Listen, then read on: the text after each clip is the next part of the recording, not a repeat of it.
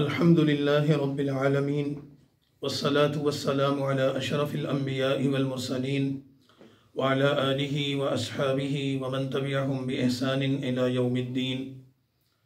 अम्मा बअदु फ़अऊज़ु बिल्लाहि मिनश शैतानिर रजीम। बिस्मिल्लाहिर रहमानिर रहीम। सूरतुन अंज़लनाहा व फ़रज़नाहा व अंज़लना फ़ीहा आयातिन बय्यिनातिन लअल्लकुम तज़क्करून। सदक़ल्लाहुल अज़ीम। सूरह नूर कुरान करीम की 24 नंबर सूरत है और नुज़ूली तरतीब के एतबार से इस सूरत का नंबर 102 है। ये सूरत रसूलुल्लाह सल्लल्लाहु अलैहि वसल्लम पर मदीना मुनव्वरा में नाजिल हुई। यूँ मदनी सूरत है। इस सूरत में 64 आयात और 9 रुकू हैं और इस सूरत का नाम नूर इस सूरत में आने वाली आयत नूर की वजह से है। अल्लाहु नूरुस समावाति वल अर्ज़ मसलु नूरिही कमिश्कातिन फ़ीहा मिस्बाह। तो इस सूरत को आयत नूर की वजह से सूरह नूर कहा जाता है कि उसमें अल्लाह ताला ने लफ्ज़ नूर इस्तेमाल किया है। उस लफ्ज़ की मुनासिबत से इस सूरत का नाम सूरह नूर है। दूसरा, इस सूरत में उमूमी ज़िंदगी के हवाले से ऐसे आदाब, फ़ज़ाइल, अहकाम और उसूल व ज़वाबित बयान किए गए हैं जिसको हम इज्तिमाई ज़िंदगी के लिए राह नूर और रोशन क़वानीन कह सकते हैं। उस मुनासिबत से इस सूरत को सूरह नूर भी कहा जाता है। कुरान करीम की इस सूरत को बहुत ज़्यादा अहमियत हासिल है, बल्कि नबी करीम सल्लल्लाहु अलैहि वसल्लम ने खुसूसी तौर पर इस बात की तालीम इरशाद फरमाई कि ख़वातीन को सूरह नूर की तालीम दी जाए, क्योंकि कुरान की 2 सूरतें ऐसी हैं जिनमें बराह रास्त ख़वातीन के हुकूक और उनकी ज़िंदगी गुजारने के हवाले से उसूल व कवाइद ज़िक्र किए गए हैं। एक सूरत सूरह निसा है और दूसरी सूरह नूर है। सूरह नूर के आगाज़ ही से अहकामात के बयान का सिलसिला शुरू हो जाता है और इस सूरत में अगरचे ये तकरीबन आधे पारे की सूरत है, अल्लाह रब्बुल इज़्ज़त ने मुसलमानों की माशरती, आइली और इज्तिमाई ज़िंदगी के हवाले से तकरीबन कमो बेश 20 ऐसे उसूल ज़िक्र फरमाए हैं कि जिनमें से एक एक उसूल और एक एक कानून सोने के हुरूफ से लिखने के काबिल है और जिसको अपना कर, जिसको अमल कर कर हम अपनी खानगी ज़िंदगी को, इज्तिमाई ज़िंदगी को, मुआशरती ज़िंदगी को पुरनूर बना सकते हैं। और अगर इन क़वानीन को छोड़ दिया जाए तो इंसानी सोसाइटी का इज्तिमाई निज़ाम तबाह बर्बाद होकर रह जाएगा। इस सूरत का आगाज़ जिन अहकाम और आदाब से हो रहा है उसको हम नंबरवार बयान कर देते हैं। मिसाल के तौर पर सूरह नूर का आगाज़, उसका पहला रुकू इस चीज़ को बयान करता है कि अल्लाह ताला ने ज़िना को हराम किया है। ये इंतहाई गंदा और बदतरीन फ़ेल है और इसमें सज़ा बयान की गई है कि अगर कोई शख्स ज़िना करेगा तो ज़िना करने वाले मर्द और औरत की सज़ा क्या है। इसमें यह बयान किया गया है कि अगर ज़िना करने वाला मर्द और औरत गैर शादीशुदा हों, दोनों गैर शादीशुदा हों या दोनों में से कोई एक गैर शादीशुदा हो और उनकी ज़ना की गंदगी और वो अमल साबित हो जाए तो उनकी शरई सज़ा ये है कि दोनों में से हर एक को 100 कोड़े मारे जाएंगे। और दूसरा हुक्म कुरान करीम की इस आयत में या सूरत में मौजूद नहीं, लेकिन मुतवातिर अहादीस में बयान किया गया है कि अगर जानी मर्द या औरत शादीशुदा हों तो फिर उनकी सज़ा 100 कोड़े नहीं है, बल्कि उनकी सज़ा रजम करना है, यानी उनको संगसार किया जाएगा और इतने पत्थर मारे जाएंगे कि उनको हलाक कर दिया जाए। ये उनके बदतरीन अमल की दुनिया की सज़ा है। फिर इस सूरत में तीसरा हुक्म क़ज़फ़ का बयान किया गया है। वल्लज़ीना यरमूनल मुहसनात सुम्मा लम यअतू बिअरबअति शुहदा फजलिदूहुम 80 जल्दा। हद क़ज़फ़ का मतलब ये है कि अगर कोई शख्स किसी आकिल बालिग पाकदामन मर्द या औरत पर ज़िना की तोहमत लगा दे, इल्ज़ाम लगाया और उसको साबित नहीं कर सका, शरीयत के उसूल व कवाइद की रोशनी में अपने इल्ज़ाम को साबित नहीं कर सका, तो शरीयत की नज़र में उस इल्ज़ाम लगाने वाले का ये अमल तोहमत कहलाएगा और उस पर हद क़ज़फ़ जारी की जाएगी। और कुरान करीम की इस सूरत में ये बयान किया गया है कि ऐसे शख्स को जिसने इल्ज़ाम लगाया, तोहमत लगाई और ज़िना को साबित नहीं कर सका, उसकी सज़ा 80 कोड़े हैं, उसको 80 कोड़े लगाए जाएंगे। और अगर वो तौबा कर ले तो अल्लाह उसको बाद में माफ़ कर देंगे, लेकिन ये सज़ा उस पर बहरहाल हद के तौर पर जारी की जाएगी। सूरह नूर की आयत नंबर 6 से आयत नंबर 10 तक सूरह नूर का चौथा अहम तरीन हुक्म बयान किया गया है और उसको कहते हैं हुक्म लिआन। लिआन का मतलब ये है कि अगर किसी शोहर ने अपनी बीवी पर ज़िना की तोहमत लगाई और उसको ये कहा जाएगा कि अगर तुम ज़ना की तोहमत इल्ज़ाम लगा रहे हो तो इसको 4 गवाहों से साबित करो, और 4 गवाहों से साबित करने का कड़ा मेयार ये है कि वो गवाह इस बात की गवाही दें कि हमने अपनी आंखों से अमल ज़ना होता देखा है, और वो काजी उन पर जरा करेगा, उनसे तफसीलात पूछेगा। अगर वो साबित कर दें तो फिर जाहिर सी बात है कि उस औरत पर ज़िना की वो हद जारी होगी जिसको रजम कहा गया है। लेकिन अगर वो साबित ना कर सके शोहर, तो फिर अल्लाह करीम ने इस सूरत में उस शख्स को ये हुक्म दिया है कि गवाह ना होने की शक्ल में दोनों एक दूसरे के बारे में कसम खाएंगे और कसम खाकर एक दूसरे पर लानत की कसम खाएंगे और 4 मरतबा ये कसम खाएंगे और 5वीं मरतबा लानत का कलिमा कहेंगे और फिर उनके दरमियान जुदाई कर दी जाएगी। अगर शोहर ने बीवी पर ज़ना की तोहमत लगाई, उसके पास गवाह मौजूद नहीं थे, तो अब उस शोहर और बीवी के दरमियान इकट्ठे रहना मुमकिन नहीं है। लेकिन अल्लाह ताला उनके दरमियान अलहदगी का फैसला करने से पहले उनके बारे में ये हुक्म लगाते हैं कि इनके दरमियान लिआन किया जाएगा। और लिआन ये है कि मर्द पहले 4 मरतबा कसम खाए कि मैं जो कह रहा हूँ, मैं अल्लाह की कसम खाकर कहता हूँ कि मैं सच्चा हूँ, और 5वीं मरतबा ये कहे कि अल्लानतल्लाहि अलैहि इन कान मिनल काज़िबीन, अल्लाह की लानत हो उस पर जो झूठ बोले।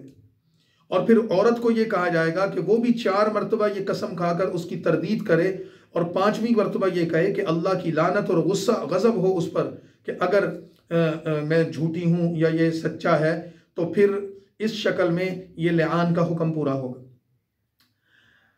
सूरह नूर का दूसरा रुकू और आयत नंबर 11 से इसके रुकू नंबर 2 में और रुकू नंबर 3 में आयत नंबर 26 तक फिर आगे इफ्क का वाक़या जिक्र किया गया है। इन्नल्लज़ीना जाऊ बिल इफ्की उस्बतुम मिनकुम।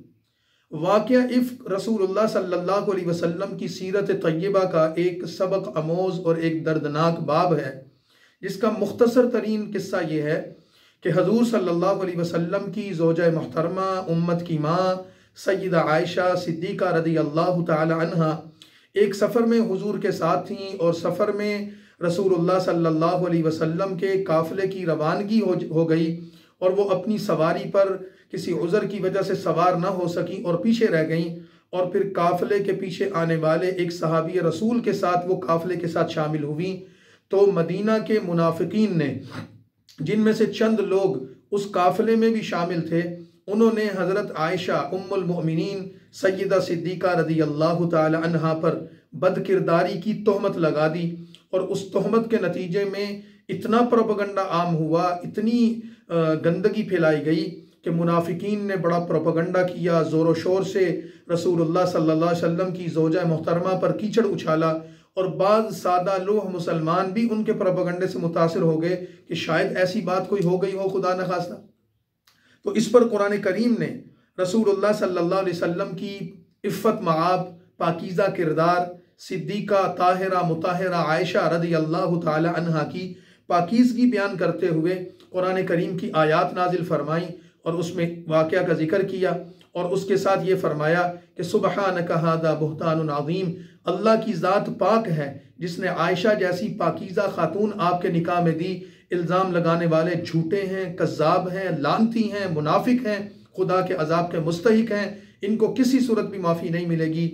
नंबर 2, जो सादा लोग मुसलमान उस प्रोपेगंडे का शिकार होकर उस इल्ज़ाम को अपनी ज़बान पर दोहरा चुके हैं, अल्लाह उनको माफ़ करता है, लेकिन उन पर हद जारी की गई और इसके साथ ही रसूलुल्लाह सल्लल्लाहु अलैहि वसल्लम को तसल्ली दी गई और साथ ही ये तलकीन की गई कि आइंदा के बाद भी ये उसूल जिक्र कर दिया गया कि इन्नल्लज़ीना यरमूनल मुहसनातिल गाफिलातिल मुअमिनातिल लुइनू फिद दुनिया वल आखिरा, जो लोग ऐसी पाक दामन और पाकीज़ा औरतों पर ऐसी तोहमत लगाने की जुर्रत करेंगे, दुनिया और आखिरत में उन पर खुदा की फुटकार और लानत होगी और उनके लिए दर्दनाक अजाब मुंतज़िर होगा। और एक उसूल बता दिया कि अल्लाह के नबी पाक हैं और उनकी फितरत का और उनकी सरिश्त का और उनकी पाक नीयत होने का ये तकाजा ये है कि उनके निकाह में पाकीज़ा औरतें आएँ और गंदे लोग गंदो औरतों की तरफ मुतवज्जे होते हैं, पाक रूहें तो पाक लोगों की तरफ, पाक जिस्मों की तरफ ही मुतवज्जे होंगी। ये उसूल जिक्र कर दिया। उसके बाद फिर रुकू नंबर 4 में सूरह नूर का 6ठा हुक्म बयान किया, या अय्युहल्लज़ीना आमनू ला तदखुलू बुयूतन गैर बुयूतिकुम। 6ठा अहम तरीन हुक्म ये है कि अगर कोई शख्स किसी के घर में दाखिल होना चाहता है तो उसके आदाब बता दिए कि किसी के घर में बिला इजाज़त दाखिल ना हुआ करो। किसी के घर में जाने के लिए उसका अदब यह है कि पहले इत्तिला दी जाए, उनसे इजाज़त ली जाए, उनको सलाम किया जाए। आज के ज़माने में यूँ कह लें कि दरवाज़ा खटखटाया जाए, बेल दी जाए या कॉल की जाए, और जब तक इजाज़त ना मिले घर में ना जाया जाए। और अगर इजाज़त ना मिले तो ज़बरदस्ती करने की बजाय, घर वालों को तकलीफ़ या अजियत देने की बजाय तुम घर से वापस चले जाओ और उनके आराम में मुखिल ना हो जाओ। हाँ, ऐसे मकामात जो आम पब्लिक के लिए होते हैं, जैसे कोई मुसाफिर खाने बने होते हैं, हुजरे बने होते हैं, या ऐसी आराम गाहें होती हैं कि आप सफ़र में जा रहे हैं तो रास्ते में कोई ऐसा मकाम है जहाँ मुसाफिर ठहरते हैं, तो वो पब्लिक के लिए आम इजाज़त होती है, उसके लिए ये हुक्म नहीं है। ये हुक्म लोगों के ज़ाती घरों के लिए है। 7वां हुक्म मुसलमान मर्दों और मुसलमान औरतों के लिए ये दिया गया कि इफ़्फ़त, पाकदामनी और हया और किरदार की पाकीज़गी ये उस सूरत में हासिल होगी कि जब तुम्हारी निगाहों में पाकीज़गी होगी। लिहाजा अल्लाह ताला मोमिनीन को हुक्म देता है कि वो अपनी निगाहों की हिफाजत करें और अपनी शर्मगाहों की हिफाजत करें, और अल्लाह ताला मोमिनात को भी यह हुक्म देता है कि वो अपनी निगाहों की हिफाजत करें और अपनी शर्मगाहों की हिफाजत करें। मर्दों के लिए अलग हुक्म बयान किया, औरतों के लिए अलग हुक्म बयान किया। अगर तुम चाहते हो कि तुम्हारा किरदार पाक हो, पाकीज़ा हो, तो तुम्हें अपनी निगाहों और शर्मगाहों की हिफाजत करनी होगी। और निगाहों और शर्मगाहों को इकट्ठे इस वजह से जिक्र किया कि जब इंसान बदनिगाही, बदनज़री करता है तो उसके नतीजे में उसकी शर्मगाह भी गैर महफूज हो जाती है।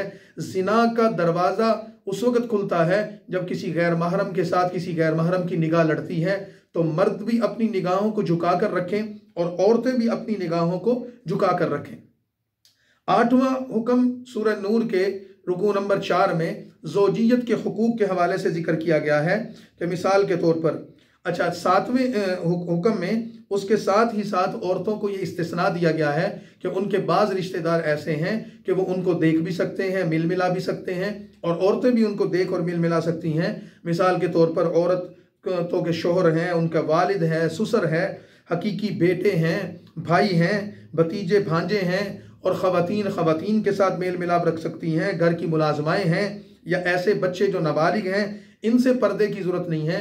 बाकी औरतें और मर्द एक दूसरे से पर्दे को लाजिम करें, और ख़वातीन अपनी ज़ेबो ज़ीनत को गैरों के सामने ज़ाहिर ना करें। ज़ेबो ज़ीनत से मतलब ये है ऐसी चीज़ जो ख़वातीन में कशिश का ज़रिया बनती है, जैसे मेकअप कर लेना, ज़ेवरात पहन लेना, जिस्म को सजा लेना, कर लेना, और ये सारा कुछ करके गैरों के सामने आना, ये हराम है, ममनू है, नाजायज़ है। हाँ, इन रिश्तेदारों को जिनकी फहरिस्त बयान की गई है, इनके सामने अपने आप को सजा कर संवर कर पेश आने में कोई हरज नहीं है, क्योंकि इसमें फितना नहीं।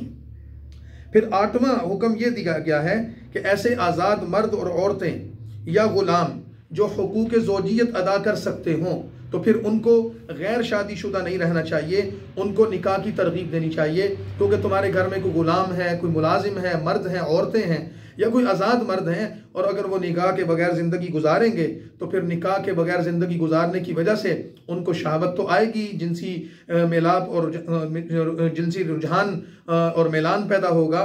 तो अगर निकाह नहीं होगा तो फिर ज़िना की तरफ माइल होंगे, तो मुआशरे में गंदगी फैलेगी। ज़िना की गंदगी से मुआशरे को बचाने और पाक रखने के लिए ज़रूरी है कि उनको निकाह की तरगीब दी जाए और उनके निकाह करने में किरदार अदा किया जाए। अगर किसी के घर में कोई मुलाजिम औरत है, मर्द है, तो उनको चाहिए कि वो उनके निकाह का भी इंतज़ाम करें ताकि उनकी ज़िंदगी इज़्ज़त वाली हो। 9वां हुक्म खुसूसी तौर पर ग़ुलामों के बारे में और बांदियों के बारे में, क्योंकि उस ज़माने में मर्द और औरतें होते थे जो ग़ुलाम होते थे, तो जिनको जंगों में कैदी बना लिया जाता था, बेसहारा लोग होते थे, उनका ख़ानदान नहीं होता था, तो उनका रहना सहना, उनका जीना मरना अपने मालिकान के साथ होता था।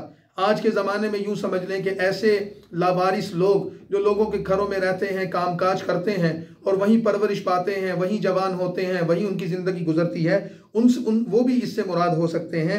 तो उनको उनकी आज़ादी का इंतज़ाम करना, कुरान करीम ने इस बात की तालीम दी कि इंसानियत को बुनियादी तौर पर आज़ादी हासिल हो, ये उनका हक़ है। तो कुरान करीम मुख्तलिफ़ तरीक़ों से ग़ुलामों को आज़ाद करने की तरगीब देता है। कफ़ारे के तौर पर उनको आज़ाद करो, आज़ाद करने के लिए उनके लिए अजर व सवाब है, उनकी ज़िंदगी को आसान बनाओ, और अगर वो तुम्हें कोई मुआवजा देकर आज़ादी हासिल करना चाहें तो वो उनको कबूल करो। ये जिस ज़माने में अहकाम मुझे ग़ुलाम और लौंडियाँ होते थे उसके मुतालिक ये अहकाम ज़िक्र कर दिए। इसी तरह फिर इसी रुकू में 10वां हुक्म ये बयान किया गया है कि जाहिलियत के ज़माने में लोग एक काम ये भी करते थे कि कुछ लोगों ने औरतें पाल रखी थीं, उन लौंडियों को अपने घरों में रखते और नाउज़ बिल्लाह उनसे धंधा करवाते थे गुनाह का, उनके जिस्म फरोशी करवाते थे और उनकी कमाइयाँ खाते थे। तो कुरान करीम ने इस अमल को भी, गंदे अमल को, इसको ममनू और हराम करार दिया और इसकी मजम्मत की और फरमाया कि इससे बचो कि कोई शख्स कुछ औरतों की परवरिश करता है, उनको अपने घरों में रखता है और फिर उनसे गुनाह करवा कर उनकी कमाई खाता है। जैसे आज के जदीद माशरे में भी कुछ ख़वातीन होती हैं और बाकायदा इसकी इंडस्ट्री बन गई है, फैशन इंडस्ट्री के नाम पर, फिल्म इंडस्ट्री के नाम पर, और इससे आगे बढ़कर भी बड़ी गलीज़ चीज़ें मौजूद हैं माशरे में कि औरतों के जिस्म को बेचा जाता है, उनके हुस्न को बेचा जाता है, उनकी नुमाइशें करवाई जाती हैं और उसके ज़रिए फ़ैशन के नाम पर और आज़ादी निस्वां के नाम पर उनके जिस्म की नुमाइश करवा कर, उनके हुस्न की नुमाइश करवा कर उससे पैसा कमाया जाता है। इस पर अरबों खरबों डॉलर की इंडस्ट्री चल रही है। ये सारा मुआशरे का वो गंद है जिसको शुरफा को ख़त्म करने के लिए किरदार अदा करना चाहिए। और इसके लिए अल्लाह ताला ने ये बात बता दी कि जो लोग इन कामों को करते हैं वो मुआशरे के गलीज़ और रज़ील लोग हैं, काबिल नफ़रत लोग हैं। ऐसे लोगों से खुद भी बचो और अपने आप को भी बचाओ और उनको इससे रोको और उससे मना करो, इसके लिए तदबीर इख्तियार करो। और फिर इसके साथ ही अगली आयत में अल्लाह ताला ने जो रुकू नंबर 5 है वो आयत नूर आ गई, अल्लाहु नूरुस समावाति वल अर्द, कि ये 10 अहकाम बुनियादी बयान करने के बाद तो फिर फरमा दिया कि अल्लाह ताला ज़मीन और आसमान का नूर है। दरअसल अल्लाह ताला के नूर की बात करके यहाँ पर ईमान वालों की और अकीदा तौहीद रखने वालों की एक मिसाल दी गई है कि जिन लोगों में ये 10 आदाब होंगे, जो लोग इन 10 अहकाम पर अमल करने वाले होंगे, उनकी मिसाल क्या है। फरमाया कि उनकी मिसाल वो मोमिन लोग हैं और उसकी मिसाल ये है कि मोमिन के दिल में जो नूर होता है उसे चराग के नूर से तशबीह दी गई है। मिसाल के तौर पर एक ऐसा नूर जो साफ शफाफ शीशे से बनी हुई किसी कंदील में मौजूद हो और उस कंदील को किसी ताकशे में रख दिया जाए और इसके नूर की जो रोशनी की जिहत मुतय्यन कर दी जाए, और फिर उस चराग में जो तेल है वो जैतून का तेल है और वो जैतून का तेल भी इंतहाई शफाफ और इंतहाई रोशन होता है और वो अंधेरे में खुद चमक रहा होता है। तो फरमाया कि ऐसा चराग जो किसी ताक में रखा हो, उसमें जैतून का तेल डाला हो और उसको रोशन किया गया हो, जैसे वो खूबसूरत लगता है, सजा सजाया, वो आंखों को मुनव्वर करता है, दिल को सुकून देता है, रोशन हो जाता है। मोमिन के दिल में जो ईमान है उसकी मिसाल इस नूर की तरह की है। यही हाल जैसे ये चराग का बताया, मोमिन का दिल उस चराग की तरह है। तो अल्लाह ताला ने उसके दिल में ईमान पैदा किया, उसके दिल में हिदायत पैदा की और उसके दिल में अल्लाह ताला ने इल्म पैदा किया दीन का। ये उसकी मिसाल दे दी। फिर इसके साथ ही आगे 2 मिसालें बातिल की दी हैं, यानी कुफ्फार की। पहले तो ईमान वालों की मिसाल नूर से तशबीह देकर दी, 2 मिसालें कुफ्फार की दी। काफिरों की 2 मिसालों में से पहली मिसाल ये दी है कि काफिर लोग बज़ाहिर दुनिया की ज़िंदगी में बड़े बड़े अच्छे काम करते हुए नजर आएंगे आपको, लेकिन इनकी ज़िंदगी की मिसाल शराब की है। एक बंदा सहरा में सफ़र कर रहा था और दूर देखता है कि पानी का चश्मा है। सूरज की रोशनी जब रेत के जर्रों पर पड़ती है तो उनको चमकाती है, तो उससे उनको लगता है कि नूर का चश्मा है। लेकिन जब वो करीब जाकर देखता है तो वो पानी का चश्मा समझता है, लेकिन जब करीब जाकर देखता है तो वहाँ पानी नहीं होता, वो शराब होता है, सहरा होता है। तो फरमाया काफिर अपने बज़ाहिर अच्छे अमाल, अपना अखलाक, अपना डोनेशन कर रहे हैं सदकात की शक्ल में, यानी लोगों पर खैरात कर रहे हैं, खिदमत खल्क कर रहे हैं, बड़े अच्छे अखलाक से पेश आ रहे हैं, लेकिन उनका अकीदा कुफरिया है, अल्लाह पर ईमान नहीं, उसके रसूल पर ईमान नहीं, तो उनकी सारी खुश अखलाकी, उनके अच्छे आमाल वो शराब की तरह है। वो ये तवक्को रखेंगे कि हमें इस पर अजर मिलेगा, लेकिन आखिरत में उनके लिए सवाए अजाब के कुछ भी नहीं होगा। इसी तरह तीसरी मिसाल जो काफिरों के मुतालिक है, और तो काफिरों के मुतालिक दूसरी मिसाल है, और 3 मिसालों में से वो तीसरे नंबर पर है कि काफिरों के किरदार और उनके अकायद को समुंदर की तह बतह तारीकियों से तशबीह दी गई है कि जैसे औकतुलमातिल फी बहरुल लुज्जी यगशाहु मौजुम मिन फौकिही मौज, रात की तारीकी हो, फिर समुंदर की गहराई हो और तह बतह उस पर पानी हो, तो जो जितना गहराई में पानी की तहों में उतरता चला जाएगा उतना ही तारीकी में उतरता चला जाएगा। तो यही हाल काफिर का है जो कुफर और जलालत की तक तारीकियों में घिरा हुआ है, पड़ा हुआ है। ये काफिर कैसे नजात पा सकता है? तो फिर आगे 2 चीजें बता दी कि अहले हक और अहले बातिल की मिसालें बयान करने के बाद, मोमिन और काफिर की मिसालें बयान करने के बाद अल्लाह ताला ये फरमाते हैं कि मोमिन के लिए आलम बाला है, उसके लिए बुलंद जहान है, और काफिर के लिए आलम असफल, पस्ती का जहान है।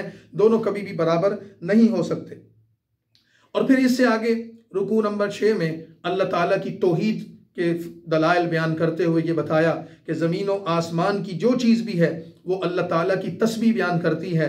और कुल्लुन कद अलिम सलातहु व तस्बीहहु, जमादात, नबातात, हैवानात, चरिंद व परिंद, हत्ता के इस कायनात का एक एक ज़र्रा उसने अल्लाह की हम्द व सना को सीख रखा है, और वो हर वक्त अल्लाह की हम्द व सना में मसरूफ़ रहते हैं।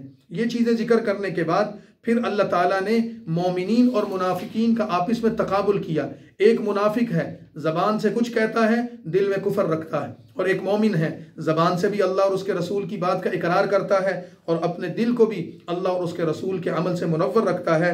तो फरमाया अल्लाह ताला ने मुनाफिकों के बारे में ये ऐलान कर दिया है, इनको अल्लाह जलील और रुसवा करेगा, जजीरा अरब से निकाल देगा। और मोमिनीन से अल्लाह ने वादा किया है कि तुम अल्लाह के दीन पर कायम रहोगे, अल्लाह तुम्हें इज्जत देगा, सरबुलंदी देगा, और तुम्हें इस दुनिया का इख्तिदार देगा, जैसे कि हजूर और उनके सहाबा कराम को अल्लाह ताला ने अपना वादा पूरा करके दिखा दिया। ये चीज़ जिक्र करने के बाद फिर रुकू नंबर 8 सूरत का इख्तिताम है, और इज्तिमाई और मुआशरती ज़िंदगी के हवाले से कुछ मज़ीद अहकाम जिक्र किए गए।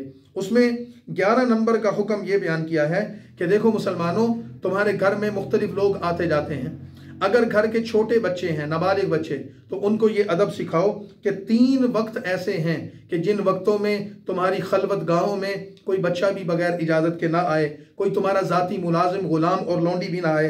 पहला वक्त नमाज फजर से पहले का है, दूसरा वक्त दोपहर के लूले का आराम का वक्त है, और तीसरा वक्त नमाज इशा के बाद का है। ये फजर से पहले, नमाज इशा के बाद और दोपहर के औकात ऐसे हैं कि इंसान अपने घर में जब अपने बेडरूम में होगा तो वो अपने आराम के लिबास में होगा।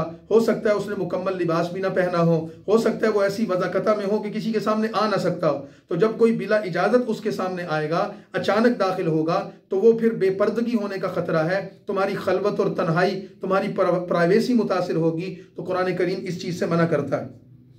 दूसरा हुक्म, यानी इसमें 12वां हुक्म ये बयान किया गया है कि ये तो है नाबालिग बच्चे और मुलाजिमाएं और मुलाजिम, लेकिन जब बच्चे बालिग हो जाएं तो फिर उन बच्चों को, अगरचे वो जवानी की हुदूद में दाखिल हुए लेकिन अभी वो लड़कपन में हैं, तो उनका हुक्म भी आम बालिग अफराद की तरह है कि उन पर लाजिम है कि जब वो घर में दाखिल हों, किसी भी वक्त में 24 घंटे में से इजाज़त लेकर दाखिल हों, इत्तला देकर दाखिल हों। मसलन आएँ तो दरवाज़ा खटखटा कर आएँ, बेल देकर आएँ, या आते हुए खांसने की आवाज़ हो या कदमों की आवाज़ निकालें, ताकि घर वालों को, ख़वातीन को खुसूसन और घर के मुकीमीन को पता चल जाए कि कोई आ रहा है।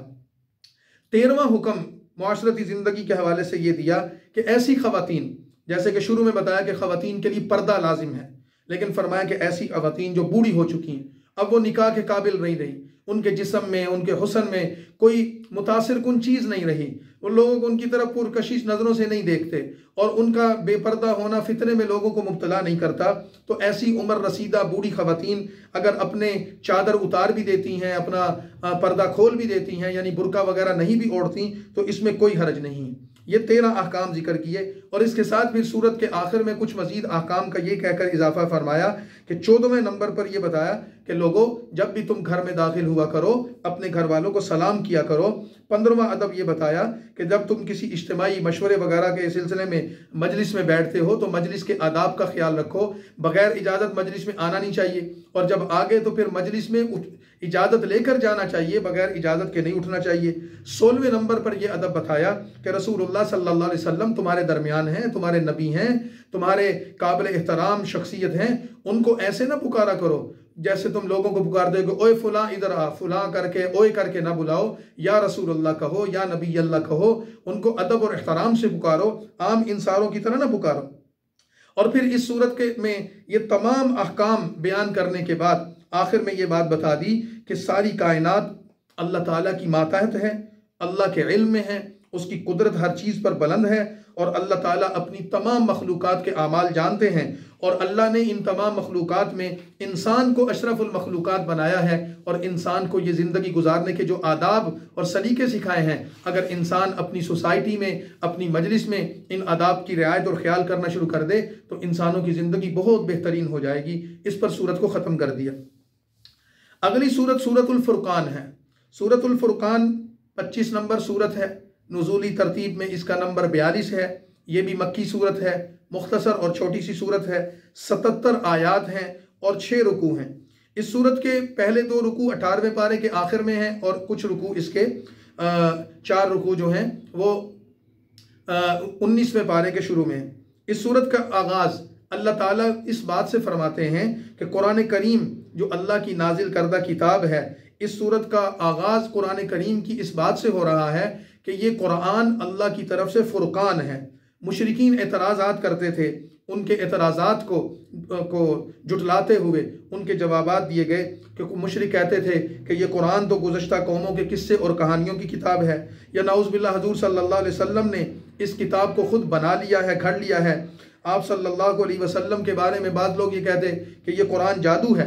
तो अल्लाह ताला ने इन तमाम चीज़ों की नफ़ी करते हुए फरमाया कि तबारकल्लज़ी नज़्ज़ल अल फुरकान अला अब्दिही, ये कुरान बाबरकत किताब उस बाबरकत ज़ात ने नाजिल की है जो हक़ और बातिल के दरमियान फ़र्क करता है। और इसको कुरान को अल्लाह ने अपने नबी पर नाजिल किया है और फिर आप सल्लल्लाहु अलैहि वसल्लम का पाकीज़ा तज़किरा किया गया और फरमाया कि रसूलुल्लाह के बारे में कहते हैं कि ये इंसान क्यों है, ये फ़रिश्ता क्यों नहीं है। तो फरमाया अगर ये फ़रिश्ता होता तो तुम फिर फ़रिश्ते को ना मानते कि हम तो इंसानों को मानेंगे। तो तुम्हारे ये इतराज़ात बिल्कुल गलत हैं। फिर इसके साथ ही अल्लाह ताला की कुदरत की निशानियों को बयान करते हुए ये बताया गया कि अल्लाह ताला के ज़ात के बारे में, और ये काफिरों ने जो तरह तरह के झूठे अकीदे बना रखे हैं, इनके वो सारे अकीदे भी गलत, इनके सवालात भी गलत, इनके मुतालिबात भी गलत और मुख्तलिफ मुतालिबात के जवाबात ये देकर किए गए कि तुम कहते हो कि अगर तुम सच्चे हो तो फरिश्तों को हमारे सामने लाओ, या तुम हमारे सामने मौजूदात लाओ, अल्लाह की कोई निशानी दिखाओ, क़यामत की बात है तो क़यामत को हमारे सामने लाओ। तो फरमाया कि तुम्हारे सामने फ़रिश्ते भी आएंगे, लेकिन जब फ़रिश्ते आएंगे तो वो तुम्हारी रूह कब्ज़ करने आएंगे, और जब फ़रिश्ते आएंगे तो तुम्हारी रूह निकालने आएंगे तो तुम उनको देख लोगे।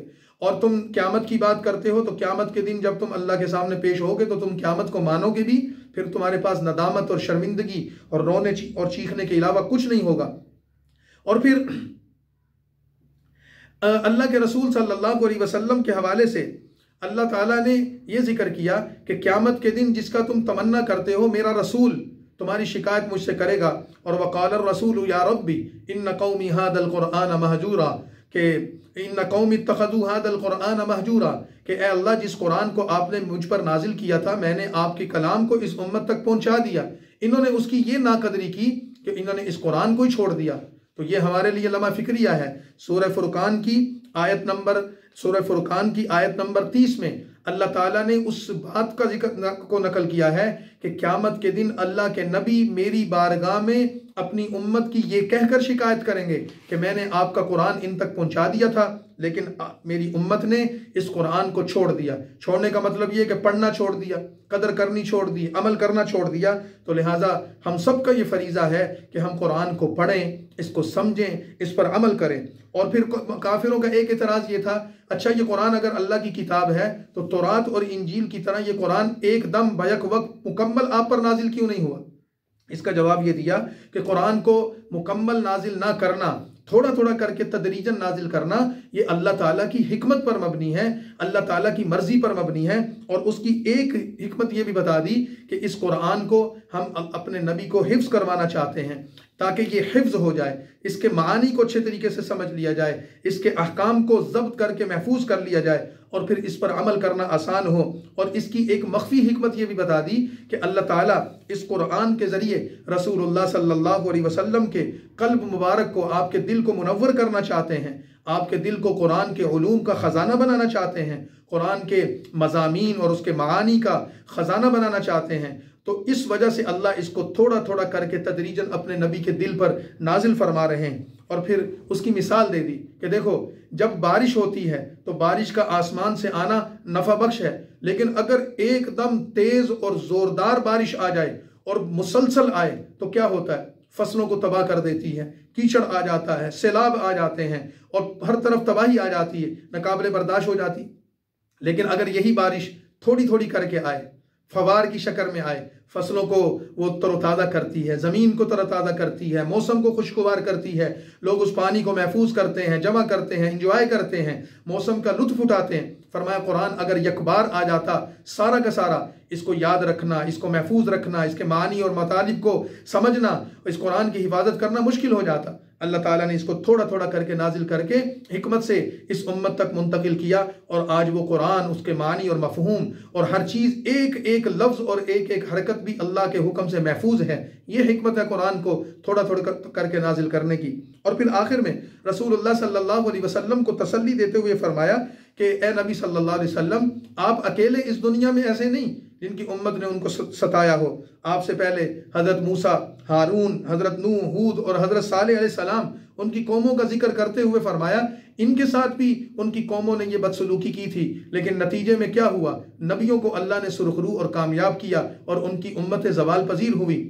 आप सल्लल्लाहु अलैहि वसल्लम भी अल्लाह की कुदरत के पर यकीन रखें, उसकी ताकत पर यकीन रखें और उसके दलाइल को लोगों के सामने बयान करते रहें। और फिर रुकू नंबर 5 में तफसील से अल्लाह ताला की कुदरत की निशानी और उसके दलाइल को बयान किया गया।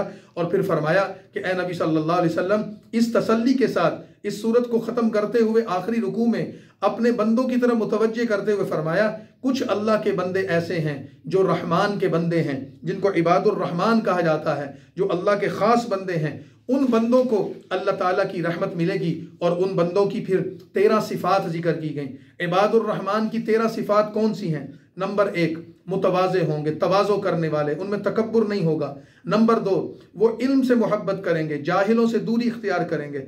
नंबर 3, अपनी रातों को नमाज और इबादत में मशगूल रखेंगे। नंबर 4, जहन्नुम के अजाब से उन पर खौफ तारी होगा। नंबर 5, खर्च करने में एतदाल करेंगे, फजूल खर्चियाँ नहीं करेंगे। नंबर 6, बुखल नहीं करेंगे, बखील नहीं होंगे, अल्लाह के रास्ते में खर्च करने वाले होंगे। नंबर 7, शिर्क से दूर इख्तियार करेंगे, तौहीद परस्त होंगे। नंबर 8, कत्ल नाहक से बचकर रहेंगे, उनके हाथों से किसी नाहक का खून नहीं होगा। नंबर 9, जना से, बदकारी से अपने आप को बचा कर रखेंगे। नंबर 10, झूठी गवाही से बचेंगे, कभी किसी के खिलाफ झूठी गवाही नहीं देंगे। 11 नंबर, गाने बजाने और बुराई की और लगवियात की मजलिस से अपने आप को बचा कर रखेंगे। नंबर 12, अल्लाह की किताब को सुनकर मुतासिर होंगे और अल्लाह की किताब से नफ़ा उठाएंगे। नंबर 13, अल्लाह ताला से अपने लिए नेक बीवी और बच्चों की दुआ करेंगे कि या अल्लाह हमें बीवी अता कर, बच्चे अता कर जो हमारी आंखों की ठंडक बने, नेक अमाल करने वाले हों। ये 13 सिफ़ात रहमान के बंदों की जिक्र करके फरमाया कि ए नबी सल्लल्लाहु अलैहि वसल्लम, आप अपनी उम्मत को ये सिफ़ात बता दीजिए और उनको कहिए कि आओ तुम भी अल्लाह के रहमान के बंदों में शामिल हो जाओ, इन सिफ़ात को इख्तियार कर लो। और इसी पर इस सूरत को मुकम्मल कर दिया। इससे अगली सूरत सूरत शुआरा है। ये भी निस्फ पारे की सूरत है। इस सूरत का कुरान करीम में नंबर 26 है और नुज़ूल के एतबार से इस सूरत का नंबर 47 है। मक्का मुकरमा में नाजिल हुई। इस सूरत का बुनियादी मौजू भी वही है, अल्लाह की तौहीद है, अम्बिया की रिसालत है और इसके साथ साथ मरने के बाद क्या होने वाला है उसका बयान है। सूरत शुअरा को शुअरा इस वजह से कहते हैं कि इस सूरत की आयत नंबर 224 में शायरों का तज़किरा है। रसूलुल्लाह सल्लल्लाहु अलैहि वसल्लम के बारे में काफिर ये कहते थे कि नाउज़ बिल्लाह ये कुरान अल्लाह की किताब नहीं, ये तो शायरों के कलाम की तरह का कुछ शायरी का मजमुआ है। तो अल्लाह ताला ने फरमाया कि हमारा नबी शायर नहीं है, हमारा नबी तो हमारा रसूल और पैगंबर है।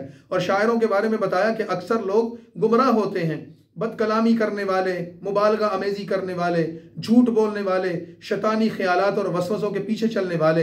हाँ, चंद लोग ऐसे भी हैं जो नेक हैं। तो जो बदकलामी करने वाले और मुबालगा अमेज़ी और झूठ बोलने वाले शायर हैं उनकी मजम्मत की गई और नेक शायर, अच्छे किरदार और आमाल वाले शायरों की तारीफ़ की गई। तो इस वजह से इस सूरत का नाम सूरत शुअरा है। सूरत का आगाज़ तासीम मीम हरूफ मुक़त्तआत से किया गया है और फिर उसके साथ ही ये बताया गया कि ये हरूफ मुक़त्तआत अल्लाह ताला की तरफ से तुम्हारे लिए चैलेंज है। इस किताब को जो अल्लाह ने नाजिल की है तुम इसके मुकाबले में कोई ला कर दिखाओ। और फिर रसूलुल्लाह सल्लल्लाहु अलैहि वसल्लम को फरमाया कि आप इन काफिरों के बारे में इतने फिक्रमंद रहते हैं कि ये मुसलमान क्यों नहीं होते, और इस फिक्र को आपने अपने ऊपर इतना गालिब कर लिया है कि कहीं आप अपने आप को इस फिक्र में हलाक ही ना कर डालें। इतना गम ना कीजिए, इतनी फिक्र ना कीजिए। और फिर उमूमी उसलूब इख्तियार करते हुए ये बात फरमाई गई कि अल्लाह ताला ने रसूलुल्लाह सल्लल्लाहु अलैहि वसल्लम को जो जिम्मेदारी अता की है उस जिम्मेदारी का तकाजा ये है कि वो अल्लाह की तरफ से आने वाले उन उलूम व मारिफ को जो कुरान की सूरत में आप पर नाजिल हुए वो आप सल्लल्लाहु अलैहि वसल्लम अपने बंदों तक पहुँचाते रहें, यानी अपनी उम्मत के लोगों तक पहुँचाते रहें, लेकिन इसमें अपने आप को ख़तरे में ना डालें। बस आप दाई हैं, मुबल्लिग हैं, दर्द के साथ, इखलास के साथ, मोहब्बत के साथ अल्लाह के बंदों को तालीम और तरगीब दें, लेकिन इससे आगे जाकर आप अपने आप को इतना न खुलाएं कि आपकी ज़िंदगी और आपकी सेहत ही खतरे में पड़ जाए। अल्लाह पाक ने मुशफ़िकाना अंदाज में रसूलुल्लाह सल्लल्लाहु अलैहि वसल्लम को समझाया। और इसके साथ ही फिर कि जो लोग आप सल्लल्लाहु अलैहि वसल्लम की मुखालिफत करते थे, तंज़ व तशनी करते थे, आपको अजियत देते थे, फरमाया इनसे दूर रहो, इनसे अपने आप को बचा कर रखो और अपने आप को सब्र के साथ लेकर चलते रहो। और इसके साथ ही फिर रुकू नंबर 2 से आयत नंबर 10 से फिर अम्बिया अलैहिस्सलातु वस्सलाम का किस्सा नकल कर दिया।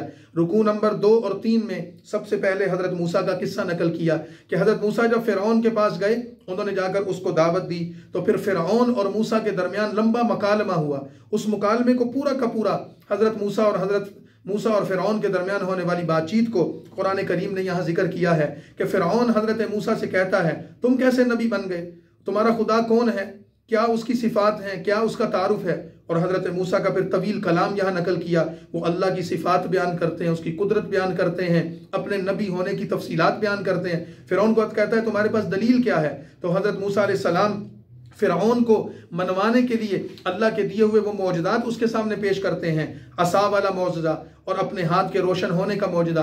फ़िरऔन उन मौजज़ात को मानने की बजाय मुकाबले के लिए तैयार होकर जादूगरों का लश्कर लाकर हज़रत मूसा के मुकाबले पर खड़ा कर देता है। वो भी हज़रत मूसा के मौजज़ात को देखकर ईमान ले आते हैं। तो फ़िरऔन उनको कत्ल करने की धमकी देता है, उनके खिलाफ साजिश और मंसूबे बनाता है। तो बिलाखिर अल्लाह हज़रत मूसा और उनकी कौम को यानी बनी इसराइल को नजात देकर फ़िरऔन को गर्क कर देते हैं। और फिर आयत नंबर 4 में फ़िरऔन के रुकू नंबर 4 में फ़िरऔन के गर्क होने की सारी तफसील जिक्र करके फरमाया कि हमने हज़रत मूसा के सामने नील की मौजों में फ़िरऔन और उसके लश्कर को गर्क कर दिया था, हज़रत मूसा और उनके साथियों को बचा लिया था। और फिर उनको मौजज़ा ये अता किया कि पत्थर से 12 चश्मे जारी किए और उनको तरह तरह के इनामात से नवाजा और फरमाया कि इस किस्से में अल्लाह की बहुत सारी निशानियाँ हैं। और फिर रुकू नंबर 5 में दूसरा किस्सा हज़रत इब्राहीम का जिक्र किया। इब्राहीम अलैहिस्सलाम का बाप बुत परस्त था, कौम बुत परस्ती करती थी। हज़रत इब्राहीम ने उनको अपने अल्लाह की दावत दी, दीन की दावत दी, तौहीद की दावत दी। उनके और उनके वालिद के दरमियान जो मकालमा हुआ तो हज़रत इब्राहीम अलैहिस्सलाम ने बताया कि मैं जिस अल्लाह की इबादत करता हूँ वो कौन है। फरमाया वो मेरा खालिक और हादी है, वो अल्लाह है जो मेरा रिस्क देता है, जो मुझे बीमारियों से शिफा देता है, जो मुझे मौत देगा और फिर मुझे ज़िंदा करेगा। और 5वें नंबर पर बताया कि दुनिया और आखिरत में माफ़ करने वाला मेरा वो अल्लाह है। और उसके साथ ही हज़रत इब्राहीम ने अपने अल्लाह की 5 सिफ़ात से उसका तारुफ करवा कर अल्लाह ताला की बारगाह में 5 दुआएं पेश की कि ए अल्लाह मुझे इल्म फ़हम अता फरमा और मेरे ए अल्लाह लोगों में मेरे जिक्र को अच्छा फरमा, लोग मुझे अच्छे अल्फाज और कलिमात से याद करें और ए अल्लाह मुझे जन्नत में जगह अता फरमा। और फिर ये फरमाया कि ए अल्लाह मेरे वालिद को माफ़ कर दे, हिदायत दे दे और फिर आखिरत में मुझे रुसवा न करना। तो हज़रत इब्राहीम की ये दुआएं नकल करके फरमाया कि इस किस्से में क्या सबक है कि इंसान को हर हाल में अल्लाह की तरफ मुतवज्जे रहना चाहिए। फिर रुकू नंबर 6 में हज़रत नूह का किस्सा है। रुकू नंबर 7 में कौम आद और उनके नबी हज़रत हूद का किस्सा है। रुकू नंबर 8 में कौम समूद हज़रत सालेह का किस्सा है। रुकू नंबर 9 में कौम लूत और उनके नबी हज़रत लूत अलैहिस्सलाम का किस्सा है। फिर रुकू नंबर 10 में कौम मदियन और हज़रत शुएब अलैहिस्सलाम का किस्सा है। ये सारे किस्से गुजर चुके हैं।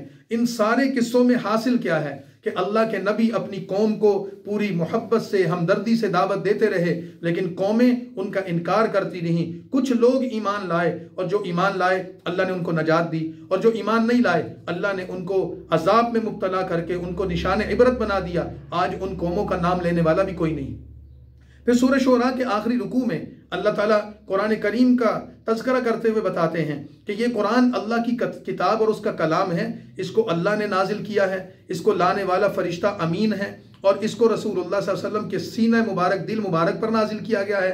ये कुरान अरबी ज़बान में नाजिल हुआ है। इस कुरान में पिछली कौमों के हालात इस वजह से बयान किए गए हैं कि लोग इससे सबक हासिल करें। और रसूलुल्लाह सल्लल्लाहु अलैहि वसल्लम को फरमाया कि अल्लाह ताला ने जो कुरान आप पर नाजिल किया है, आप इस कुरान के ज़रिए सबसे पहले अपने करीबी रिश्तेदारों को वअन्ज़िर अशीरतकल अक़रबीन, अपने करीबी रिश्तेदारों अजीज़ अक़रबा को डराइए, उनको मुतवज्जे कीजिए और फिर सारी कौम को इसकी हिदायत दीजिए और इसकी दावत दीजिए। और फिर आखिर में कहा कि ये काफिर जो आप सल्लल्लाहु अलैहि वसल्लम को शायर कहते हैं, तो शायर तो अच्छे लोग नहीं होते। हाँ, चंद वो लोग कि जो ईमान लाए, अल्लाह के नबी पर ईमान लाए, उन्होंने नेक आमाल इख्तियार किए, जैसे हज़रत हस्सान बिन साबित रज़ी अल्लाह तआला जैसे लोग जिनके बारे में खुद अल्लाह के नबी ने दुआ की, जिनकी शायरी में झूठ नहीं है, किस बयानी नहीं है, लगवियात और फजूलियात और बकवासात नहीं है, जिनका कलाम पाकीज़ा है, जिनका तख़य्युल आला है, जिनके अफकार अच्छे हैं, उनकी तारीफ़ करते हुए फरमाया कि शायर तो आम तौर पर शैतान के रास्तों पर चलने वाले हैं, लेकिन ईमान वाले लोग शैतान के पीछे नहीं चलते। और फिर इस पर इस सूरत को मुकम्मल कर दिया।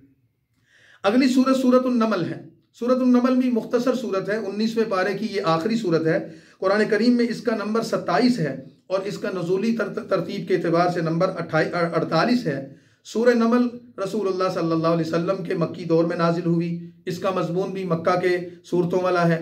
इस सूरत को नमल इस वजह से कहते हैं कि नमल अरबी में चींटी को कहते हैं। तो इस सूरत में चूंकि एक चींटी का जिक्र है जिसने हज़रत सुलेमान अलैहिस्सलाम से कलाम किया था, तो इस वजह से इस सूरत का नाम नमल पड़ गया। सूरत का आगाज़ उसी हरूफ मुक़त्तआत से करते हुए कुरान करीम के एजाज़ और उसके मौजूदा होने को बयान किया गया और उसके साथ ही फिर अंबिया अलैहिस्सलाम के किस्सों को नकल किया गया। मिसाल के तौर पर पहले रुकू में हज़रत मूसा अलैहिस्सलाम, हज़रत सालेह अलैहिस्सलाम और हज़रत लूत अलैहिस्सलाम के तज़किरा करके मुख्तसर तौर पर जिक्र करके ये बताया कि ये भी अल्लाह के नबी थे और उनकी कौमों ने उनके साथ जो किया अल्लाह ताला ने उसके हालात कुरान में जिक्र कर दिए। और फिर रुकू नंबर 2 से वलक़द आतैना दाऊद व सुलैमान इल्मा, 3-4 रुकू में मुसलसल हज़रत सुलेमान और उनके वालिद हज़रत दाऊद का जिक्र किया। हज़रत दाऊद अल्लाह के नबी थे, उन पर अल्लाह ने किताब नाजिल की, उसका नाम ज़बूर है। अल्लाह ताला फरमाते हैं हमने दाऊद अलैहिस्सलाम को जो नबूवत दी थी और उसके साथ उनको बादशाहत भी दी थी। उसके बाद उनके वारिस, उनके जानशीन उनके बेटे सुलेमान हुए, तो सुलेमान को भी अल्लाह ने हुकूमत दी और नबूवत दी। तो नबूवत में तो वो दूसरे नबियों की तरह ही काबिल एहतराम और काबिल ताज़ीम है, लेकिन अल्लाह ने जो उनको बादशाहत दी थी उस बादशाहत की मिसाल दुनिया की तारीख में नहीं मिलती कि हज़रत सुलेमान की बादशाहत ज़मीन पर फैली हुई थी और अल्लाह ने उनको जिन्नात का भी बादशाह बनाया था, जानवरों का भी बादशाह बनाया था, परिंदों का भी बादशाह बनाया था। अल्लाह ताला ने उनको ऐसी ताकत दी थी कि हवा उनके मातहत थी, हवा उनके हुक्म से चलती थी। और अल्लाह ताला फरमाते हैं कि हमने सुलेमान को ऐसी बादशाहत दी कि वो परिंदों की बोलियां, जानवरों की बोलियां, जिन्नात की बोलियां समझते थे। और उसके ज़िमन में हज़रत सुलेमान का ये किस्सा नकल कर दिया कि जब उनका लश्कर एक मैदान से गुजर रहा था तो वहाँ पर एक चींटियों की बस्ती थी, तो उनके लश्कर को देखकर चींटियों के मलका ने अपनी चींटियों को मुखातिब होकर कहा था कि ए चींटियों, तुम अपनी अपने घरों में चली जाओ। या अय्युहन नमलु उदखुलू मसाकिनकुम ला यख्तिमन्नकुम सुलैमान व जुनूदु व हुम ला यशूरून, कि सुलेमान का इतना बड़ा लाहो लश्कर यहाँ से गुजर रहा है, ये ना हो कि तुम उसमें मसली जाओ। तो चूंटी के इस कलाम को अल्लाह ने हज़रत सुलेमान तक पहुँचाया, ये उनका मौजदा था। फिर फरमाया कि सुलेमान उसकी कलाम को सुनकर हंस पड़े और अल्लाह की बारगाह में शुक्र अदा करने लगे कि या अल्लाह, आपने मुझे ऐसी शान व शौकत, ऐसी बादशाहत अता की। और उसके साथ ही फिर उस हुदहुद का किस्सा भी बयान कर दिया कि हज़रत सुलेमान के पास एक परिंदा था कि जो पानी का पता देता था। अल्लाह ने परिंदे में ये सलाहियत रखी थी कि वो फिजा में उड़ते हुए ज़मीन की तह में पानी की निशानदेही कर देता है कि कहाँ पर पानी मौजूद है। तो एक मरतबा नमाज का वक्त हो गया और हज़रत सुलेमान अलैहिस्सलाम ने देखा कि हुदहुद मौजूद नहीं है और पानी का कोई पता नहीं। तो फिर बड़े नाराज़ हुए कि नमाज का वक्त गुजर रहा है और हुदहुद मौजूद नहीं, गायब हो गया। तो कहने लगे कि हुदहुद जब आएगा, अगर उसने अपने गायब होने का उज़र कोई बयान न किया कि बगैर इजाज़त क्यों गया है, अगर उसने कोई उज़र बयान न किया तो मैं इसको ज़िबा कर दूंगा। तो हुदहुद ने आकर हज़रत सुलेमान को ये बताया कि मैं ऐसे नहीं गया था, मैंने एक सरजमीन पर एक बादशाह को देखा है और वो खातून है, हुक्मरान है, और उसकी बादशाहत में जो कौम है वो सारे बुत परस्ती करते हैं, अल्लाह की इबादत की बजाय बुतों की इबादत करते हैं। हज़रत सुलेमान अलैहिस्सलाम को इस पर ताज्जुब हुआ तो हज़रत सुलेमान अलैहिस्सलाम ने उसको एक ख़त लिखा जो हुदहुद ही लेकर गया, और वो बादशाहत जिस हुक्मरान का जिक्र किया गया वो मलका एक कौम सबा थी, उसकी मलका थी, उसकी तरफ वो ख़त लेकर गया। और उस ख़त का कुरान ने यहाँ जिक्र किया, इन्नहु मिन सुलैमान व इन्नहु बिस्मिल्लाहिर रहमानिर रहीम। ये ख़त सुलेमान बादशाह पैगम्बर की तरफ से है और इसका आगाज़ अल्लाह के नाम से करता हूँ और मैं तुम्हें ये कहता हूँ, अल्लाह तालू अलैया वातूनी मुस्लिमीन, मेरी फरमाबरदारी कबूल करके, इताअत कबूल करके मुसलमान हो जाओ, और अगर तुम मुसलमान ना हुए तो मैं तुम्हें नेस्तो नाबूद कर दूंगा। तो मलका बिल्कीस ने अपनी कौम के लोगों से मुशावरत करने के बाद हज़रत सुलेमान अलैहिस्सलातु वस्सलाम से वो मुलाकात करने का इरादा किया और कौम के लोगों ने, वज़ीरों मशीरों ने कहा कि जंग करते हैं। उसने मना कर दिया। उसने कहा कि जिस बादशाह का ख़त मुझ तक पहुंचा है, जिस अंदाज में पहुंचा है, मुझे लगता है कि हम इसका मुकाबला नहीं कर सकेंगे। ये अजीबो गरीब अंदाज था ख़त भेजने का और ये अजीबो गरीब पैगाम था। फिर सुलेमान अलैहिस्सलाम का ये किस्सा नकल किया गया कि हज़रत सुलेमान को ये इत्तला मिली कि मलका बिल्कीस अपने शहर से हज़रत सुलेमान से मुलाकात के लिए रवाना हुई है। तो हज़रत सुलेमान ने उसको मुतासिर करने के लिए एक तदबीर की और अपने वज़ीरों और मुशीरों से कहा कि कोई है जो मलका बिल्कीस का तख्त उठाकर मेरे पास ले आए। तो फरमाया कि हज़रत सुलेमान के मुशीरों में जिन्नात भी थे और आपके मुशीरों में इंसान भी थे। तो एक जिन ने, काला इफ़रीतुम मिनल जिन, एक जिन ने यह पेशकश की कि मेरे पास इतनी ताकत है कि आज मैं जाऊंगा, तख्त उठाकर लाऊंगा और कल आपका दरबार लगने से पहले पहले आपकी खिदमत में तख्त पेश कर दूंगा। तो हज़रत सुलेमान ने कहा कि नहीं, मुझे जल्दी तख्त चाहिए। तो अल्लाह फरमाते हैं, काल अल्लज़ी इंदहु इल्मुम मिनल किताब, एक बंदा अल्लाह के बंदे सुलेमान के पास ऐसा मौजूद था जो उनके मुशीर थे, अल्लाह के बरगुज़ीदा बंदे थे, उनके पास ऐसा इल्म और ताकत थी कि उन्होंने हज़रत सुलेमान को ये कहा कि अगर आप मुझे इजाज़त दें, अना आती कभी कबल अन यरतद्द इलैका तरफुक, एक लम्हे में कि आप पलक झपकेंगे तो मलका बिल्कीस का तख्त वहां से उठाऊंगा और आपके सामने रख दूंगा। तो हज़रत सुलेमान ने कहा कि ले आओ। तो एक लम्हे में हज़रत सुलेमान ने पलक झपकी तो उसने अल्लाह के अता किए हुए इल्म से तख्त को वहां से उठाया और सुलेमान के पास पहुंचा दिया और फरमाया, हाज़ा मिन फज़्ल रब्बी, ये मेरा कमाल नहीं, मेरा मौजज़ा करामत नहीं, ये मेरे अल्लाह की मुझ पर अता और फजल है कि उसने मुझे ये ताकत अता फरमाई। हज़रत सुलेमान ने उस तख्त में कुछ तब्दीलियां करके उसको वहां सामने रख दिया। मलका बिल्कीस आई तो वो देखकर हैरान हुई, शक व शुबे में पड़ गई। उससे पूछा गया, इस तख्त को जानती हो, पहचानती हो? तो उसने कहा कि जाना पहचाना लगता है, कुछ उसमें तगय्युरात हो चुके थे। कहती कि मेरे तख्त की तरह मिलता जुलता है। और जब उसके सामने ये इंकिशाफ हुआ कि ये तेरा तख्त है जो वहां से उठाकर यहाँ आ चुका है, तो वो कहने लगी कि मैं तो पहले ही यकीन कर चुकी थी कि ये गैर मामूली चीजें हैं और ये कोई आम बादशाह नहीं हो सकता।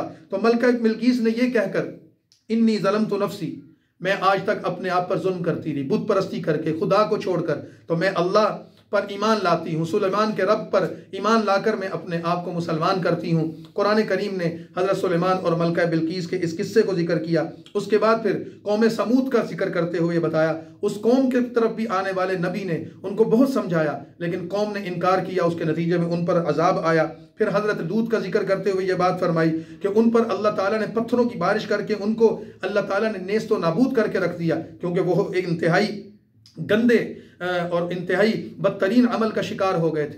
और फिर सूरह नमल के दूसरे हिस्से में जो 20वें पारे में इसके 3 रुकू हैं, उसके आगाज में ये फरमाया कि अल्लाह की कुदरत पर गौर करो कि अल्लाह की ज़ात बरहक है, खालिक व मालिक वही है।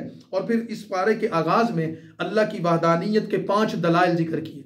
उन दलाइल में से पहली दलील ये जिक्र की कि ज़मीन व आसमान को पैदा करने वाला, आसमान से बारिश बरसाकर ज़मीन को तरोताज़ा और ख़ूबसूरत बागों से लहलहाने वाला कौन है, तो सब कहेंगे कि वो अल्लाह है। दूसरी दलील ये जिक्र की कि इंसान के लिए ज़मीन को रहने की जगह बनाई, इंसान को जो कुछ अता किया उसका असल और हकीकी मोहसिन कौन है, यकीनन वो अल्लाह है। तीसरी दलील ये जिक्र की कि मज़लूमियत में, बीमारी में, तकलीफ़ और मुसीबत में इंसान किसको पुकारते हैं, तो सब ये कहेंगे कि वो अल्लाह को पुकारते हैं, किसी बुत को नहीं पुकारते।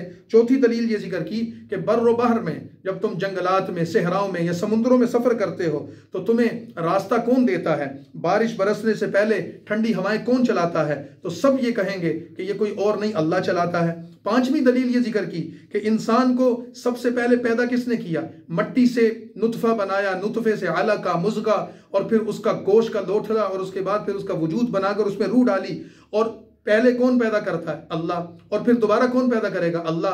तो जो अल्लाह पहले भी पैदा करने पर कादिर है, दोबारा भी कुदरत रखता है, तो फिर तुम उसको क्यों नहीं पुकारते, उसके अलावा किसी और को क्यों पुकारते हो। तो गोया कि अल्लाह ताला ने एक मुनाजराती तौर पर पूरी कायनात को इंसान के सामने पेश करके बता दिया किस किस चीज का इकरार नहीं करोगे तुम, किस किस चीज का इनकार करोगे।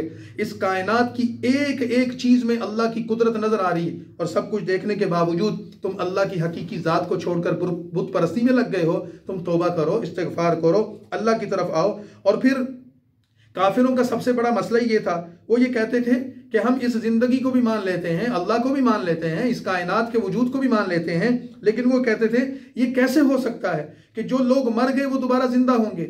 मेरा बाप, मेरा दादा, परदादा और मेरे अबाव अजदाद जिनकी कब्रें मिट गई, उनकी हड्डियों को मिट्टी खा गई, उनका नामो निशान मिट गया, वो कैसे दोबारा पैदा होंगे। तो अल्लाह ताला ने फरमाया कि जिस अल्लाह ने पहले पैदा किया वो दोबारा पैदा करके दिखाएगा, मनवाएगा और तुमसे पूछेगा अब बताओ मैंने तुम्हें पैदा किया कि नहीं। और फिर इस सूरत के आखिर में अल्लाह ताला ने नबी पाक सल्लल्लाहु अलैहि वसल्लम को तसल्ली दी कि इन काफिरों की बातों से, इतराज़ात से परेशान मत होइए, अगर ये आपकी बात मान ले तो ठीक, वरना इनका अंजाम भी वही होगा जो पिछली कौमों का हुआ। और फिर क़यामत का जिक्र कर दिया कि क़यामत कैसे कायम होगी। हजरत इसराफील अल्लाह के हुक्म से सूर फूंकेंगे, तो जब सूर फूंकेंगे तो उसकी पहली सूरत बता दी कि इसराफील अलैहिस्सलाम 3 मरतबा सूर फूंकेंगे। जब पहला सूर फूंकेंगे तो ज़मीन और आसमान की पूरी कायनात पर एक हैबत और खौफ तारी हो जाएगा, एक जलजला बर्पा हो जाएगा, हर चीज़ टूट फूट का शिकार हो जाएगी। और जब दूसरी मरतबा सूर फूंकेंगे तो कायनात की हर चीज़ को मौत आ जाएगी, क्या इंसान, क्या जिन, क्या फरिश्ते, क्या हर चीज़ ख़त्म हो जाएगी।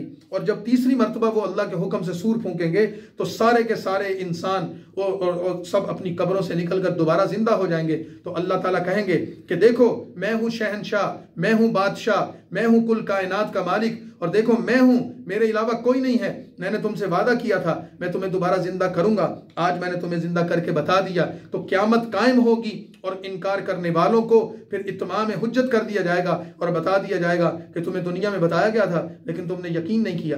तो सूरत का आगाज़ भी कुरान करीम की अज़मत और उसके एजाज़ से किया था, फिर सूरत का इख्तिताम भी इन बातों पर किया जा रहा है। वक़ुल अल्हम्दुलिल्लाहि सयुरीकुम आयातिही फतारिफूनहा, कि इंसान अल्लाह की तारीफ़ात करे और अल्लाह ताला कि कलाम को समझे। और इंसान को ये चाहिए कि वो अपने लिए इस बात को सादत समझे कि वो इस मुक़द्दस और बाबरकत किताब की तालीमात को पढ़ रहा है, समझ रहा है, उस पर अमल कर रहा है। इस पर सूरह नमल को ख़त्म कर दिया गया। फिर अगली सूरत सूरतुल कसस है, इंशाअल्लाह कल उसको बयान करेंगे। व आखिरु दावाना अनिल हम्दुलिल्लाहि रब्बिल आलमीन।